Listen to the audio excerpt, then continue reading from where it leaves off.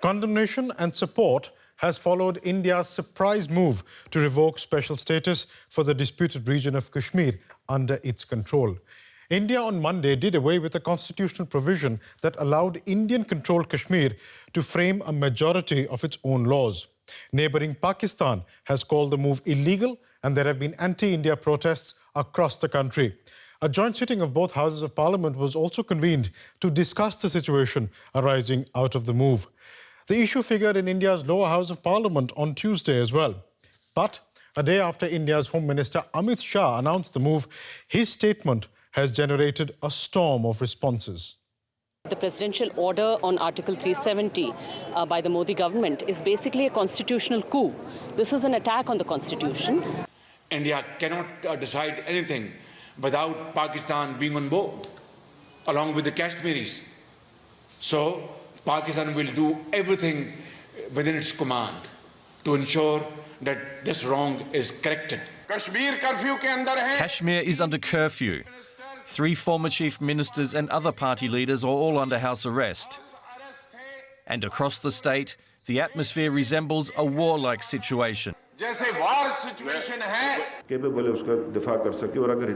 India dares to try any mischief in Azad Kashmir, every man, woman and child will stand up with Pakistan's armed forces. So God willing, we'll make a cemetery for the Indian soldiers inside Kashmir. In India, however, there have been celebrations in many parts of the country. Supporters of the Hindu nationalist BJP government of Prime Minister Narendra Modi rejoiced after the move was announced. Many have called it the day of, quote, actual independence for India, in reference to Indian constitutional law now being fully valid in the disputed territory.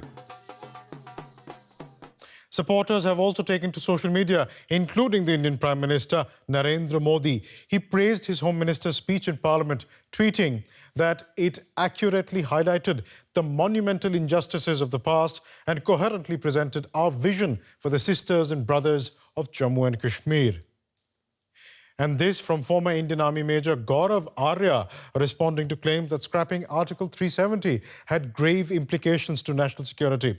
For 72 years, tens of thousands have died in Kashmir and fought 3 wars. What can be graver than this? And amid the massive security crackdown in Kashmir, Bollywood actor Anupam Kher came out with this controversial tweet: Kashmir solution has begun. And joining me now is Haris Khalik. He's Secretary General of the Human Rights Commission of Pakistan. Mr. Khalik, thank you so much for making the time. What is your reaction to the move of the Indian government? Thank you very much. I think it has created a lot of unrest in Pakistan as well, and there's a kind of a broad consensus between the peacemongers, the peaceniks, and people who have been more hawkish in the past. There's a broad consensus among all of them that this surprise move, I mean, it is a surprise move to an extent, although it was being prepared by Mr. Modi's government for quite some time. I mean, they were working in that direction, but it is a bit of a surprise move, and it is being condemned, and the revocation of Article 370 and the subsequent 35A, it's being seen as something that is going to unsettle the region and bring more suffering on the citizens of Kashmir on both sides of the border, because people living on across the line of control, if there is a conflict, if there is more violent protests, right, it is all going to, I mean, people are going to suffer.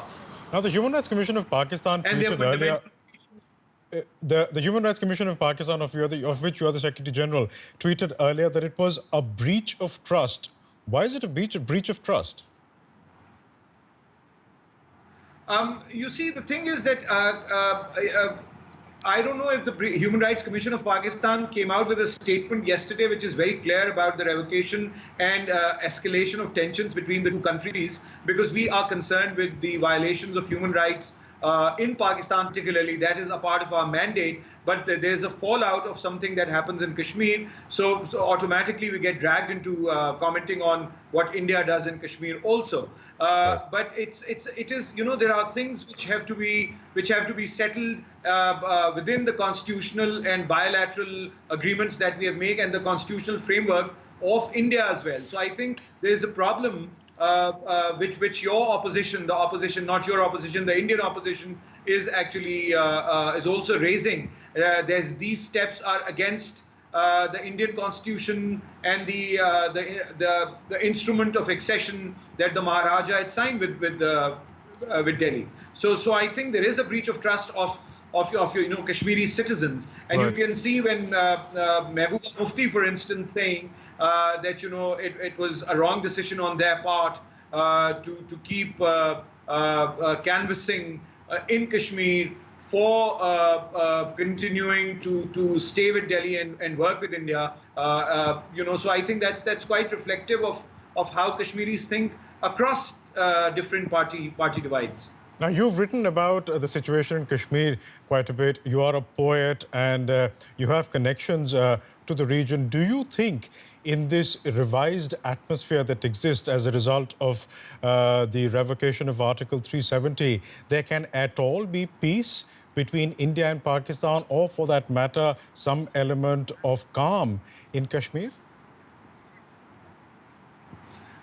You see, it is not just a disputed territory. I mean, it is about people. I mean, any solution that we need to seek, both India and Pakistan, has to be people-centered.